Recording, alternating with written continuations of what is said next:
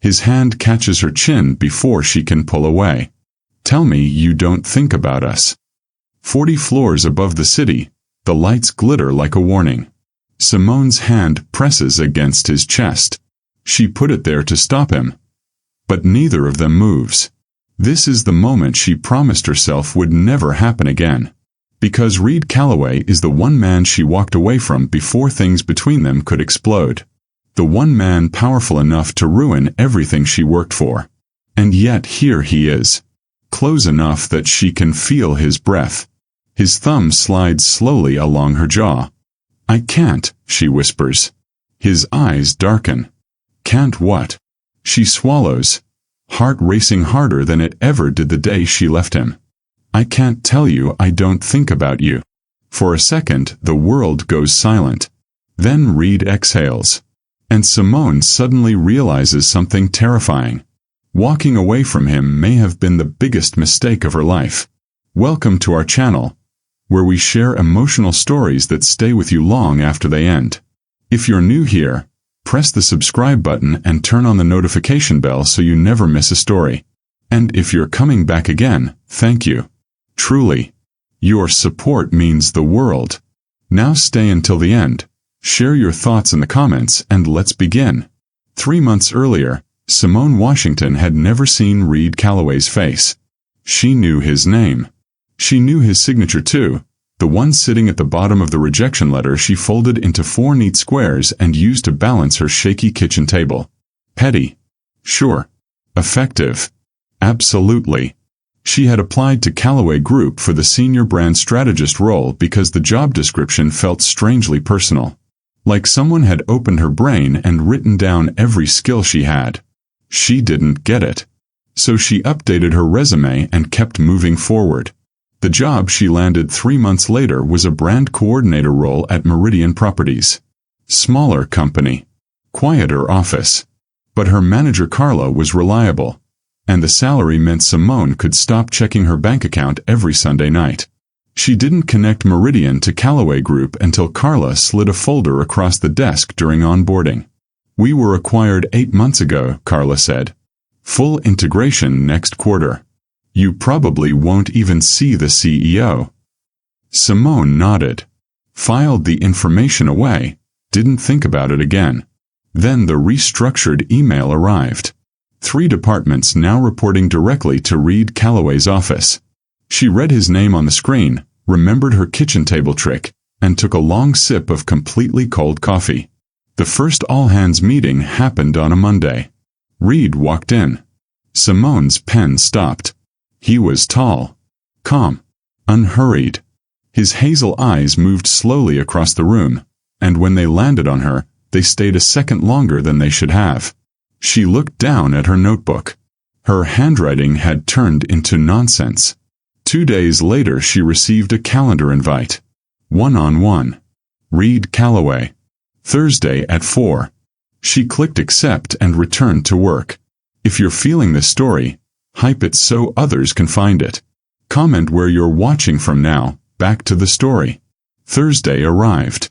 Simone stepped off the elevator onto the executive floor and walked into an office full of dark wood and massive windows, Atlanta glowing amber behind them.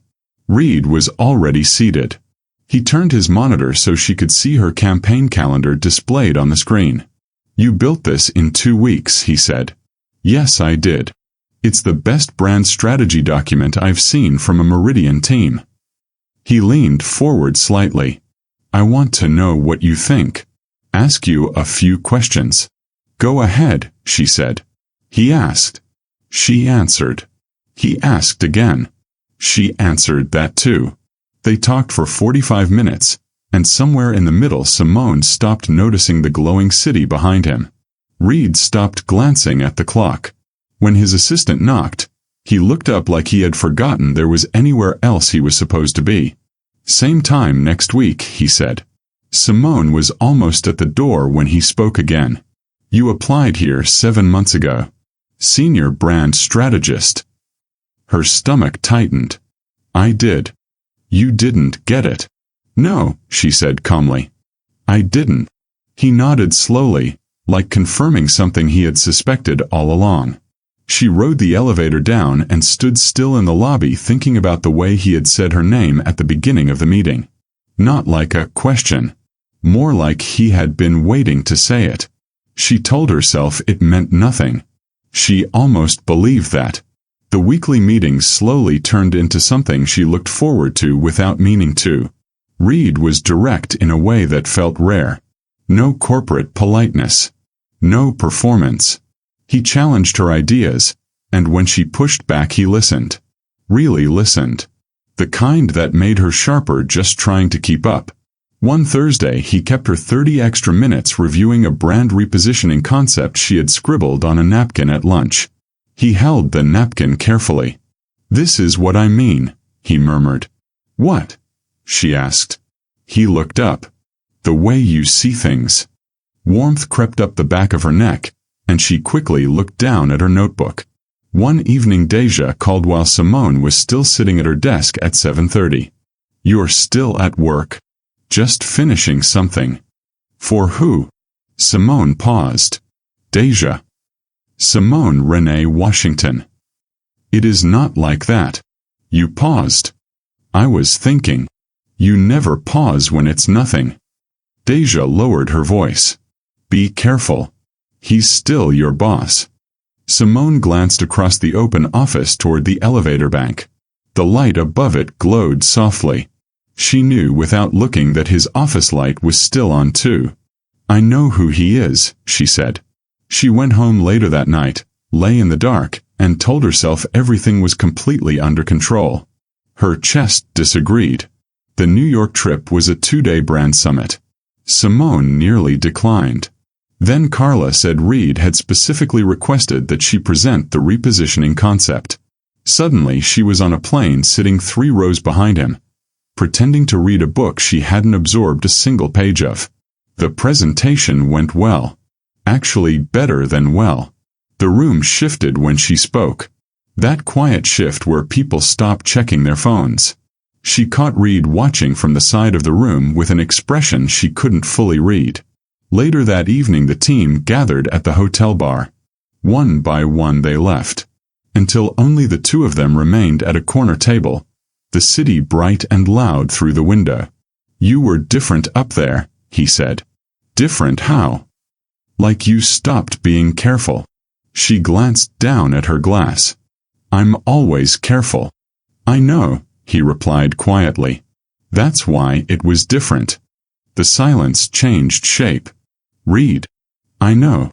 Softer this time. She stood, said goodnight, rode the elevator to her floor, and leaned against the wall when the doors closed. 3 months of held breath.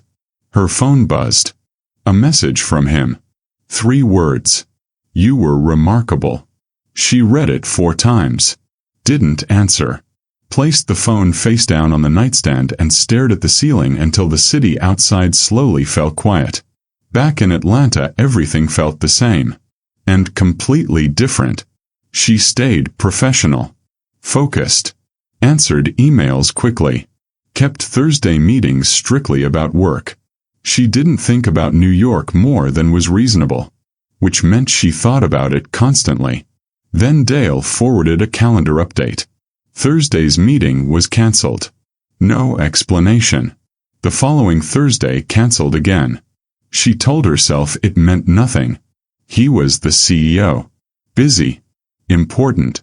She was just a brand coordinator who had briefly misunderstood what their working relationship meant. So she began applying for new jobs during her lunch breaks. Quietly. Practically. She updated the same resume she had revised 7 months ago. Good sense. Deja visited on Saturday with jerk chicken from the Covington Highway spot and sweet tea. She studied Simone's face for about 4 seconds. Talk. And Simone did. Everything. The meetings. New York. The message. The canceled Thursdays. Deja stayed quiet for a moment. "What do you want?"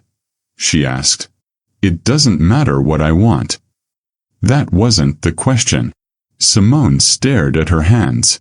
The chicken was getting cold. Outside someone was mowing the lawn, and the smell of fresh grass drifted through the screen door. I want it to have meant something, she said finally. I want to not feel stupid for believing it did. Deja squeezed her hand. Said nothing. Sometimes silence is exactly right. 2 weeks later Reed appeared at Simone's desk. Not an email. Not Dale. Him. Standing beside her cubicle at 5:45 on a Wednesday, looking like a man who had been arguing with himself for a long time and had finally lost. Can we talk? She saved her document. Sure. They walked to his office. The city glowed amber again. She stood by the window. Waited. I requested that your application be declined, he said. The room went still. 7 months ago, he continued.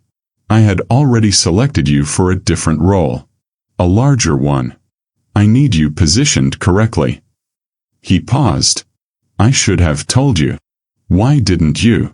Because by the time we met in person, I wasn't sure my reasons were completely professional. Amber light filled the space between them. The cancelled meetings? She asked. I was trying to do the right thing. And now? He crossed the room and stopped close. Too close. His fingers gently lifted her chin. Her hand rose to his chest because she meant to create distance, but her body refused to follow the order.